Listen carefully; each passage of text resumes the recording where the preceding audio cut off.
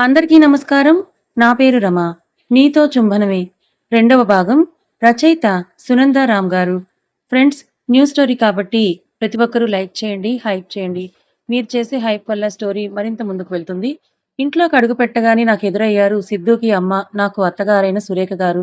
నన్ను చూడగానే ఎప్పుడూ ఆమె కళ్ళల్లో కనిపించే వెలుగు ఇప్పుడు ఇంకాస్త ఎక్కువైంది నన్నలా చూసేసరికి. ఎందుకంటారా? నా పక్కనున్న ఈ మనిషి నన్ను మొదటగా ప్రేమిస్తా, ఈవిడ గారు మాత్రం నాకు సెకండ్ లవర్ అయి కూర్చున్నారు. నేనంటే అంత ప్రేమేంటో మరి ఈవిడికి. నాకిప్పటికీ అర్థం కాదు. నాకీ పెళ్ళొద్దురా బాబోయ్ అన్నా కూడా ఇద్దరూ కలిసి నా వెంటపడి మరీ బలవంతంగా నన్నీ బంధనంలోకి లాగారు. ఆవిడ నన్ను చూడగానే నా దగ్గరికి వచ్చి నా చెంప మీద చెయ్యి వేసి నిమురుతూ, జర్నీ చేసి బాగా అలసిపోయినట్టు కనిపిస్తున్నావు తల్లీ. ముఖం చూడు అప్పుడే ఎలా బడబడిపోయినట్టుందో అంటూ, ఇదిగో ఈ జ్యూస్ తాగితే కాస్త బలం వస్తుంది తల్లీ అంటూ నా చేతిలో జ్యూస్ గ్లాస్‌ని పెట్టి నన్ను పక్కనే ఉన్న సోఫాలో కూర్చోపెట్టి, నా పక్కనే కూర్చొని నా తల నిమురుతూ ఉన్నారు. నాకు కాస్త జర్నీ వల్ల నీరసంగా అనిపించడంతో మాట్లాడకుండా అవి తాగేసి గ్లాస్ తీసుకొని లేవబోతుంటే నన్నాపి నా చేతిలోని గ్లాస్ తీసుకోబోయారు. అయ్యో! వద్దండి. నేను వెళ్లి కిచెన్‌లో పెట్టేసొస్తానన్నాను. నా ఎంగిలి గ్లాస్‌లో తనకివ్వడం ఇష్టం లేక.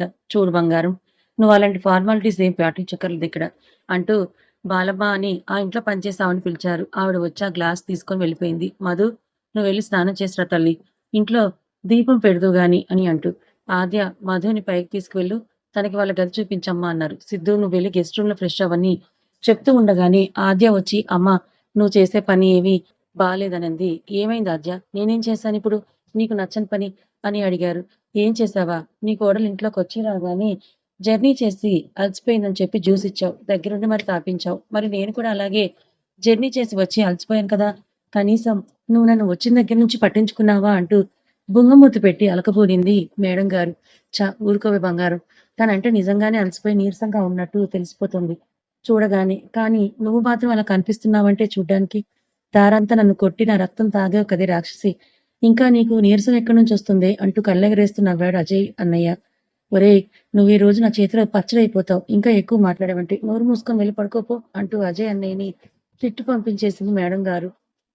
పాపం అజయ్ అన్నయ్య తిట్టుకుంటూ వెళ్ళిపోయాడు. అప్పుడే ఇంట్లోకొస్తున్న మనోహర్ గారు, అదే సిద్ధు, ఆద్యల నాన్నగారు, ఏమైంది నా చిట్టి తల్లికి? ఎందుకలా ఉన్నావురా? అంటూ కూతుర్ని దగ్గరికి తీసుకొని అడిగారు. మీ ఆవిడ గారికి వచ్చి రాగానే కోడలు బంగారం అయింది. కూతురు ఇనువయింది. నన్ను కనీసం పట్టించుకోను కూడా పట్టించుకోవట్లేదంటూ ముక్కు చిదుతూ తండ్రి దగ్గర గారాలు పోయింది తాజా. రేఖ, నువ్వు చేసిన పని నాకు కూడా నచ్చలేదు. ఎంత నీకు కోడలి మీద ప్రేముంటే మాత్రం నా బంగారు తల్లిని పట్టించుకోకుండా ఉంటావా? అన్నారు. ఊరుకోండి మీరు కూడా. తనంటే కొత్త కాబట్టి బిడియంగా ఉంటుందని, తనకేవైనా కావాలన్న మొహమాటంతో అడగలేదని, తనని దగ్గరికి తీసుకుంటే దానికే మీ కూతురు తనని పట్టించుకోలేదని నా పైన అలిగిందన్నారు. నువ్వు ఊరుకోమ్మా బంగారం. మీ అమ్మ నిన్ను పట్టించుకోపోతే ఏమైంది? నీకు నేనున్నాను కదా! అని చెప్పి బాలమ్మ జ్యూస్ తీసుకురా అని పిలిచి, ఆవిడ తీసుకుని వచ్చి ఇవ్వగానే తనే దగ్గరుండి అజ్జకి తాగించడం మొదలుపెట్టారు. అది చూస్తున్న నాకు, నా చిన్నప్పుడు మా నాన్న బ్రతికి ఉండగా నన్ను ప్రేమగా దగ్గరికి తీసుకొని నన్ను ముద్దు చేస్తున్న సంఘటనలన్నీ కళ్ళ ముందుకొచ్చి కదిలాయి. నాన్న, అమ్మ చూడు నన్ను ఊరికే తిడుతోంది. అది చెయ్యొద్దు, ఇది చెయ్యొద్దు అంటుంది. ఎప్పుడు అంటూ అప్పుడే ఇంట్లోకొచ్చిన నాన్న దగ్గరికి పరిగెడుతూ వెళ్ళి అమ్మ మీద కంప్లెయింట్ చేశాను. సునీత, ఏంటి నువ్వు ఎప్పుడు చూడు నా బంగారాన్ని తిడుతూనే ఉంటున్నావట. ఈసారి నా బంగారు తల్లిని ఏమైనా అన్నావంటే మాత్రం నిన్ను మీ ఇంటికి పంపించేసి నా బంగారానికి ఇంకో కొత్త అమ్మని తెచ్చుకుంటాం. ఏరా తల్లి, నీకు ఓకేనా అన్నారు నాన్న నా వైపు చూస్తూ నన్ను ముద్దు పెట్టుకుంటూ. చాలండి సంబరం. మీరు మీ కూతురు కలిసి ఎలాగో ఊరేగండి. మధ్యలో నన్ను పుట్టింటికి పంపుతారా? చెప్తాను మీ ఇద్దరి సంగతి. మళ్ళీ కాసేపటికి ఇద్దరూ వచ్చి నన్ను అది కావాలి, ఇది కావాలంటూ నా చుట్టూ తిరుగుతారుగా, నా కొంగు పట్టుకొని. అప్పుడు చెప్తాను మీ ఇద్దరి పని అంటూ అమ్మ కొంగు విదిలించుకొని మూతి తిప్పుకుంటూ వెళ్ళిపోయింది. అది చూసి నాన్న, నేను అప్పుడు సంగతి అప్పుడు చూసుకుందాంలే అని హైఫై ఇచ్చుకొని నవ్వుకున్నాం. అప్పటి ఆ సంఘటనలన్నీ మళ్ళీ ఇప్పుడు కొత్తగా కళ్ళ ముందున మెదిలి మనసులోని బాధని కన్నీటి రూపంలో బయటకు పంపించాను. ఏం చేయను? కళ్ళలోని గంగ ఆగనంటూ బయటకు దూకింది. దాన్ని ఎంత ఆపుదామనుకున్నా ఆగనంటూ బయటకొచ్చేసింది. అది చూసిన మనోహర్ గారు నా దగ్గరికొచ్చి, పిచ్చి, ఎందుకమ్మా ఏడుస్తున్నావు? ఈ రోజు నుంచి నాకు ఇద్దరు బంగారు తల్లులు. ఆదితో పాటు నువ్వు కూడా నా కూతురులాంటి దానివే తల్లి అంటూ నన్ను ప్రేమగా దగ్గరికి తీసుకొని నా తల నిమురుతూ నా నుదుటి మీద ప్రేమగా ముద్దు పెట్టుకున్నారు. విధి ఎంత విచిత్రమైందో కదా! మా నాన్న చావుకు కారణమైన ఈ కుటుంబంతో నాకు బంధం ముడిపడింది. ఏ ప్రేమకైతే నేను చిన్నప్పుడే దూరమయ్యానో, అదే కుటుంబం నాకు ప్రేమను తిరిగి పంచుతానంటోంది. ఏం చెయ్యను? ఈ బంధాన్ని నేను అంగీకరించి చిన్నప్పటినుంచి నేను పడిన బాధకు, చిన్నప్పటినుంచి నేను కార్చిన కన్నీటికి విలువ లేకుండా చేయనా? ఏం చెయ్యను. అది చూసిన మనోహర్ గారు నా దగ్గరికొచ్చి, "పిచ్చి తల్లి ఎందుకమ్మా ఏడుస్తున్నావు? ఈ రోజు నుంచి నాకు ఇద్దరు బంగారు తలలు. ఆజితో పాటు నువ్వు కూడా నా కూతురులాంటి దానివే తల్లి" అంటూ ఆయన నన్ను ప్రేమగా దగ్గరకు తీసుకొని, నా తల నిమురుతూ నా నుదుటి మీద ప్రేమగా ముద్దు పెట్టుకున్నారు. అది చూసిన సురేఖ గారు నా దగ్గరికొచ్చి, "చూడమ్మా మధు, నువ్వు ఆద్య మాటలేమి పట్టించుకోకు. అది ఊరికే సరదాగా అంటుంది. ఇది రోజు ఇంట్లో జరిగే గొడవే కానీ నువ్వు పదమ్మా, నేనే నీకు రూమ్ చూపిస్తానంటూ నన్ను అక్కడి నుంచి తీసుకువెళ్లారు. ఇక్కడ జరిగిందేది తెలియని మన సిద్ధు మాత్రం రాగానే తన ఆఫీస్ వర్క్ కోసం రూమ్‌కి వెళ్ళిపోయాడు.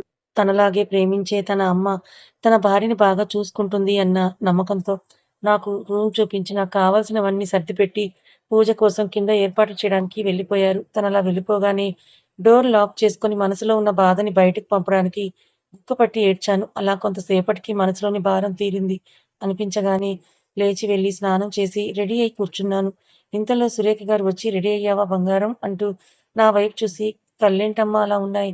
మళ్ళీ ఏడ్చావా?" అంటూ నన్ను దగ్గరికి తీసుకొని నా వెన్ను నిమురుతూ, "ప్రతి ఆడపిల్లకి పెళ్లి తర్వాత ఇలాగే ఉంటుందమ్మా. తన సొంత వాళ్ళందరినీ వదిలిపెట్టి ఎవరో ముక్కు మొహం తెలియని వాడితో బంధం ఏర్పరచుకొని, అతనే ఇంక తన ప్రపంచంగా అనుకుంటూ, అతని కుటుంబమే తన కుటుంబంగా భావించి, అప్పటి వరకు తనతో ఉన్న తన సొంత వాళ్ళే పెళ్లి తర్వాత బంధువులుగా మారతారు. ఇది ప్రతి అమ్మాయి పెళ్లి తర్వాత పడే మానసిక సంఘర్షణే తల్లి. బాధపడకు. మెల్లిగా అన్నీ అలవాటవుతాయి. అమ్మ గుర్తొచ్చిందా తల్లి?" అంటూ ప్రేమగా అడిగారు. నేను అని చెప్పి తలదించుకున్నాను. అదే నిజం కనుక. "చూడు తల్లి, నీకిక్కడ బయట వాళ్ళెవరూ లేరు. అంతా నీ వాళ్ళే తల్లి. ఇక నుంచి ఇది కూడా నీ ఇల్లే. ఇక్కడ నువ్వేం చేసినా ఎవరు ఏమీ అనరు. నీకు నచ్చినట్టుగా ఉండు. నీకేమన్నా కావాలన్నా కింద బాలమ్మకు చెప్పి చేయించుకో సరేనా? దేనికి మొహమాట పడకు తల్లి. నేను నీకు వరుసకే అత్తను కానీ, నువ్వు కూడా నాకు ఆజ్యతో సమానమే. ఇంకా చెప్పాలంటే ఇప్పుడు తనకంటే నువ్వే ఎక్కువ నాకు. ఈ విషయం విన్నదంటే మళ్ళీ గొడవ మొదలుపెడుతుంది రాక్షసి. అసలు నాకు నీలాగా పొద్దిగ్గా చెప్పిన మాట వినే కూతురుంటే బావుంటుందని అనుకున్నాను. కానీ ఏం చేస్తాం? దేవుడు నాకు ఆడపిల్లని ఇవ్వమంటే రాక్షసిని ఇచ్చాడు. ఏం చేస్తాం? ఏమైనా అందామనుకున్నా మీద పడి రక్కుతుందని భయం తల్లి. అందుకే మీ మావయ్య గారు కూడా భయపడుతూనే ప్రేమిస్తారు దాన్ని. నీకో సీక్రెట్ చెప్పనా? పాపం అజయ్ లాంటి సాధు జీవులు తప్ప ఇంకెవరూ దాన్ని తట్టుకొని ఉండలేరని మీ మావయ్య నేను అజయ్ దాన్ని ప్రేమిస్తున్నాను, పెళ్లి చేసుకుంటాను అని చెప్పగానే సంతోషంగా ఒప్పుకున్నాం. ఎందుకంటే అజయ్ మృదు స్వభావి. ఇదేమో గయ్యాళి. అజయ్ తప్ప తనని ఎవ్వరు పెళ్లి చేసుకున్నా కూడా ఈ రాక్షసి పెట్టే బాధలను తట్టుకొని నిలబడలేరని ఆలస్యం చేయకుండా వెంటనే అజయ్‌తో పెళ్లి చేసేసాం. ఈ సీక్రెట్ ఇప్పటి వరకు ఎవరికీ తెలీదు. ఇప్పుడు నీకు చెప్పాను. అదేమన్నా పట్టించుకోకు తల్లి అని నవ్వుతూ చెప్పారు. నేను కూడా ఆవిడ మాటలు వింటూ నవ్వుకున్నాను. కానీ ఇంతలో మమ్మీ అని గట్టిగా అరిచింది ఆద్య. అంతే. ఆ పిలుపుతో ఉలిక్కిపడి అప్పటి వరకు నవ్వుకుంటూ ఉన్న మేము బెదురుగా వెనక్కి తిరిగాం. అంతే. గుమ్మం దగ్గర నించొని మమ్మల్ని ఉరువు చూస్తూ కనిపించింది ఆద్య. తనని అక్కడ చూడగానే సురేఖ గారు మొదట భయపడి, తర్వాత రాని నవ్వును అప్పుగా తెచ్చుకొని, "ఏమ్మా ఆద్య పిలిచావు? ఏమైనా కావాలా?" అని నవ్వుతూ అడిగారు.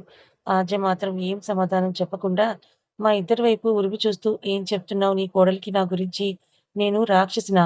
అంటూ అడిగింది. ఇంతలో తనతో పాటే ఉండి మా మాటలన్నీ విన్న అజయ్ అన్నయ్య మాత్రం ఏడుపు మొహం పెట్టుకొని మా దగ్గరకొచ్చి, "ఆంటీ మీకు నేను చిన్నప్పటి నుంచి తెలుసు కదూ?" అంటూ అడిగాడు. "అవును బాబు. ఇప్పుడెందుకలా అడిగావు?" అన్నారు. "ఏం లేదు ఆంటీ. మీరెప్పుడు నన్ను సిద్ధుతో పాటు నువ్వు కూడా నా కొడుకులాంటి వాడివే అని తనతో పాటు సమానంగా ప్రేమను చూపిస్తూ ఉంటే మురిసిపోయేవాడిని. నన్ను ఇంటికి పిలిచి నాకు నచ్చినవన్నీ అడగకుండానే వండి పెడుతుంటే అదంతా నా పైన మీకున్న ప్రేమ అనుకునేవాడిని. కానీ ఇప్పుడు అర్థమైంది అది నా మీద ప్రేమ కాదు. బలిచ్చే ముందు గొర్రెను మేపినట్టు నన్ను మేపి, చివరికి ఈ కసాయి దాన్నిచ్చి పెళ్లి చేయడానికి అనుకోలేదంటూ ఏడుపు మొహం పెట్టాడు. నేనేదో తెలియక దీన్ని ప్రేమిస్తే తప్పు అని చెప్పకుండా నన్నీ రాక్షసికిచ్చి పెళ్లి చేసి మీరు చేతులు దులుపుకుంటారా? అంటూ బాధగా మొహం పెట్టి రాని కన్నీళ్లను తుడుచుకుంటూ ముక్కు చిదాడు. ఏమన్నావురా నువ్వు? నాతో పెళ్లి చేసి నీ గొంతు కోసారా? అంటూ అజయ్ అన్నయ్యని జుట్టు పట్టుకొని పీకుతూ, నేను నిన్ను ప్రేమించట్లేదని చెప్పినా కూడా 6 నెలలు నా వెంట కుక్కలా పడి తిరిగావు కదరా! మా డ్యాడీ ఇంకా దాని స్టడీస్ అయిపోలేదు. కొన్ని రోజులు టైం తీసుకుందామన్నా కూడా లేట్ చేస్తే మళ్ళీ నేను నా మనసెక్కడ మార్చుకొని నో చెప్తానేమో అని భయపడి మా డ్యాడీ కాళ్ళు పట్టుకొని మరీ నాతో పెళ్లి చేయమని బ్రతిమిలాడితే మా డ్యాడీని నీ మీద జాలితో నన్నిచ్చి పెళ్లి చేస్తే ఇప్పుడు నీ కంటికి నేను రాక్షసిలాగా కనబడుతున్నానా అంటూ అజయ్ అన్నయ్య మీద పడి కొట్టడం మొదలుపెట్టింది. అజయ్ అన్నయ్య ఆజ్యని పక్కకు తోసి పరుగెడుతూ వెనక్కి తిరిగి, "నువ్వింత రాక్షసివని తెలియక ప్రేమించానే" అంటూ నాలికని బయటపెట్టి తనని వెక్కిరించాడు. "ఈ రోజు నా చేతిలో చస్తావురా దొరికితే" అంటూ తన వెనుక పరిగెత్తబోయేది కాస్త మా వైపు తిరిగి, మీ సంగతి తర్వాత చెప్తా అన్నట్టుగా కోపంగా ఒక చూపు చూసి అజయ్ అన్నయ్య వైపు పరిగెత్తింది. అది చూసి మేమిద్దరం నవ్వుకున్నాం. చూడు బంగారం, నువ్వెప్పుడూ ఇలాగే నవ్వుతూ ఉండాలి అంటూ నా చెంపపై చేయి వేసి నిమిరి నా నుదుటి మీద ముద్దు పెట్టారు ఆవిడ. నువ్వెప్పుడూ ఇలాగే నవ్వుతూ ఉండాలి తల్లీ అంటూ చెంప నిమురుతూ ప్రేమగా నా నుదుటి మీద ముద్దు పెట్టారు. తనిచ్చిన చీర మాత్రమే కట్టుకొని మెడలో పసుపు తాడు తప్ప ఏ నగలు పెట్టుకొని నన్ను చూస్తూ సర్లే కానీ నగలు పెట్టుకోలేదేంటమ్మా? ఇలా రా కూర్చో అని అంటూ నన్ను నగలతో అలంకరించి వస్తూ తనతో పాటు తెచ్చిన పూలని నా తలలో పెట్టి ఇప్పుడు చూడు మహాలక్ష్మిలా ఉన్నావు. నీకు నా దిష్టే తగిలేలా ఉంది. ఉండు అని అంటూ తన కళ్ళకు ఉన్న కాటుకను తీసి నా చెవి వెనుక పెడుతూ నా చుట్టూ మెటికలు విరిచారు. ఇంక రా తల్లి పూజ చేద్దువు గాని అని అంటూ నన్ను తనతో పాటు తీసుకువెళ్లారు. కిందకు వెళ్ళగానే నాకెదురైంది నా మేనమామ కూతురు, స్నేహితురాలైన అంజలి. తనని చూడగానే వెళ్లి హత్తుకున్నాను. "ఏయ్ మధు ఎలా ఉన్నావే?" అంటూ నన్నడిగింది. నేనేం మాట్లాడకుండా అలాగే నిలబడేసరికి, "ఏంటి మధు మేడం నా మీద అలకబూనినట్టుందే" అంటూ నా చెయ్యి పట్టుకొని, "ఇదంతా నీ పెళ్ళికి రానందుకేనా?" "ఏం చెయ్యనే మరి?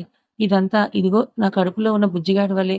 వీడు ఉండకుండక ఇప్పుడే నా కడుపులో పడ్డాడు. పడ్డ దగ్గర నుండి ఒకటే ఇబ్బంది పెడుతున్నాడు. ఆ డాక్టర్ పూర్తిగా బెడ్ రెస్ట్ ఇచ్చి జర్నీ చేయకూడదని గట్టిగా చెప్పారు. అందుకే వీళ్ళందరూ కలిసి నన్ను మీ పెళ్ళికి రానివ్వకుండా కట్టడి చేసి ఇంట్లో నిర్బంధించారు. నేనిక్కడే ఉన్నా, నా మనసంతా అక్కడే ఉన్న నీ చుట్టూనే తిరుగుతుందే అని బాధపడుతూ ఏడ్చేసింది. ఏ అంజలి, నేనేదో ఊరికే ఆట పట్టించాను. నేనేమీ అలగలేదు కానీ, నేను రాగానే నువ్వు కనిపిస్తావేమో అని నీకోసమే చూశాను. నువ్వు కనిపించకపోయేసరికి కోపం వచ్చింది అన్నాను. తిన్నాక మెడిసిన్ వేసుకునేసరికి మత్తుగా నిద్రపోయానే. ఇదిగో ఇప్పుడే మెలకువ రావడం ఆలస్యం. నీకోసం వచ్చేసానంది. సర్లే పద. తర్వాత మాట్లాడుకుందాం. అత్తయ్య గారు నా కోసం ఎదురు చూస్తున్నారంటూ దేవుడి గదిలో దీపం పెట్టి పూజ చేసి బయటకు రాగానే అత్తయ్య నా దగ్గరికొచ్చి, అమ్మా మధు వెళ్ళి ఇంక పడుకో తల్లి. రేపు ఉదయాన్నే లేచి దేవుడికి పూజ చేసి నైవేద్యం పెట్టాలి అని చెప్పి నన్ను, అంజలిని ఒకసారి చూసి ఇద్దరు ఎక్కువసేపు మాటల్లో పడి ఉండిపోతారేమో. ఇప్పటికే చాలా లేట్ అయింది. రేపు మొత్తం టైం తీసుకొని మాట్లాడుకోండి అని నవ్వుతూ చెప్పి వెళ్ళిపోయారు. అంజలి ఎన్నో మంత్ ఇప్పుడు నీకు? అని అడిగాను నేను. ఫోర్త్ మంత్ నడుస్తోంది. ప్రెగ్నెన్సీలో కొన్ని కాంప్లికేషన్స్ వచ్చాయని చెప్పి బెడ్ రెస్ట్ ఇచ్చారు అని అంది. అని సైలెంట్‌గా నిలబడ్డ నన్ను చూసి ఏంటే అత్త గుర్తొచ్చిందా? అని అంది ఏడుస్తూ. తనని కౌగిలించుకొని ఇంట్లో ఇప్పుడు తనొక్కతే అయి ఉంటుంది కదా! నేను లేకుండా అమ్మకి ఒక్కరోజు కూడా గడవదే. నువ్వు ఒక్కరోజు ఇంట్లో లేకపోతే ఆ రోజంతా నీ మీద బెంగ పెట్టుకొని నీ గురించే ఆలోచిస్తూ అన్నం కూడా తినేది కాదని, రేపు నీకు పెళ్ళైతే మీ అమ్మ ఏం చేస్తుందో ఎలా ఉంటుందో అనేది కదే పక్కింటి కాంతం పిన్ని. ఇప్పుడు మరి నేను లేకుండా తన జీవితకాలం గడపాల్సి వస్తుంది కదే! ఎలా ఉంటుంది? నేను లేకుండా తింటుందో లేదో? నేను లేకపోతే ఎవరు పట్టించుకుంటారే అమ్మని? ఇన్ని రోజులు అమ్మకి బాగోలేకపోతే నేనే దగ్గరుండి చూసుకునేదాన్ని కదా! ఇక ఇప్పటినుంచి ఎవరు చూసుకుంటారే అమ్మను? అని అంటూ గుక్కపట్టి ఏడ్చేశాను. నాకిప్పుడే పెళ్ళొద్దు అని ఎంత చెప్పినా వినకుండా నాకీ పెళ్లి చేసింది. ఇంకొంతకాలం ఆగి చేస్తే ఏమైందే? అప్పటి వరకు అయినా తనతో ఉండేదాన్ని కదే! అని ఏడుస్తున్న నన్ను చూసి అది కూడా నాతో పాటు ఏడ్చేసింది.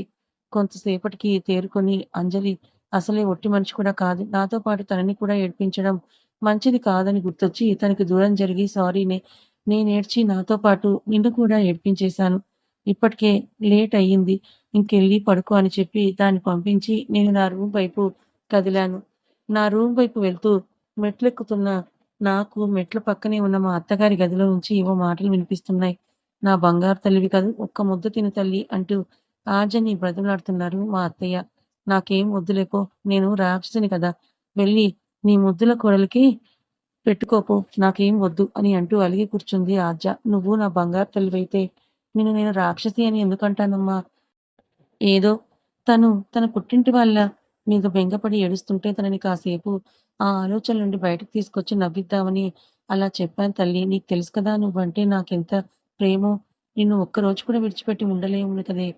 అజయ్‌తో నువ్వు ఇల్లరికం వస్తేనే నిన్నిచ్చి పెళ్లి చేస్తామని కండిషన్ పెట్టి ఒప్పుకుంటే పెళ్లి చేసింది అన్నారు. ఆ మాటతో మేడం గారు కాస్త కూలయ్యారు.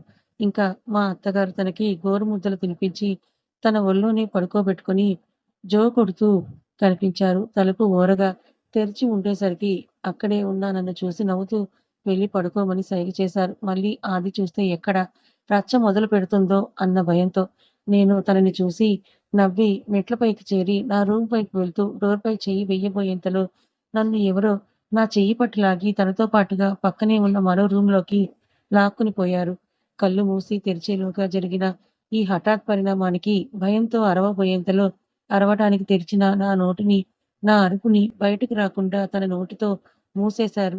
మరి ఇంతకీ ఎవరో అది? కథ ఇంకా ఉంది. మరి మధుని అలా పక్కకి లాగి తన నోటిని మూసిన వాళ్ళు ఎవరో గెస్ చేసి కామెంట్ చేయండి. తన తండ్రిని, తన కుటుంబాన్ని చిన్నాభిన్నం చేసిన ఇంటికి మధు ఎందుకు కోడలిగా వచ్చింది? నిజంగా మధు అనుకుంటున్నట్టుగా సిద్ధార్థ వాళ్ళ ఫ్యామిలీ కలిసి తనకేమైనా అన్యాయం చేశారా? అసలేం జరిగింది? మరి తన తండ్రిని చంపిన హంతకులు అని చెప్పి మధు వీళ్ళతో సఖ్యంగా ఉంటుందా? లేక పగ తీర్చుకోవాలని చూస్తుందా? తర్వాత ఏం జరగబోతుందో తెలుసుకోవాలనుకుంటే ఛానల్‌ని ఫాలో అవ్వండి. కథ నచ్చితే లైక్ చేయండి. Thank you so much.